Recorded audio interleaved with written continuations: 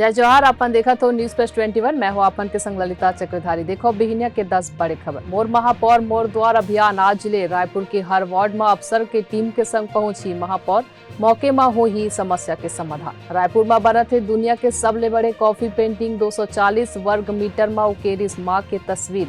Dubai के artist के तोड़ी रिकॉर्ड। शिवसेना के बागी विधायक लदीस नोटिस पर सुप्रीम कोर्ट कर ही सुनवाई। महाराष्ट्र के मुख्यमंत्री उद्धव ठाकरे शाम 6 बजे मुंबई के गोवंडी में कर ही रैली। राष्ट्रपति चुनाव पर संसद के एनेक्सी भवन में विपक्षी नेता आज कर ही मीटिंग। राष्ट्रपति चुनाव पर विपक्ष के उम्मीदवार यशवंत सिन्हा आज नामांकन दाखिल कर ही। पीएम मोदी आज जर्मनी में अर्जेंटीना के राष्ट्रपति अल्बर्टो फर्नांडिस से करें मुलाकात। असम बोर्ड जारी करीस 12वीं के रिजल्ट। जम्मू कश्मीर में आरएसएस पूरा सेक्टर में पाकिस्तानी घुसपैठिया करें ढेर। देश में पिछले 24 घंटा में कोरोना के 17,073 केस मिले। ऐसे जानकारी ले लगातार अपडेट रहे पर देखत रहो न्यूज प्लस 21 आप मन के हक के बात।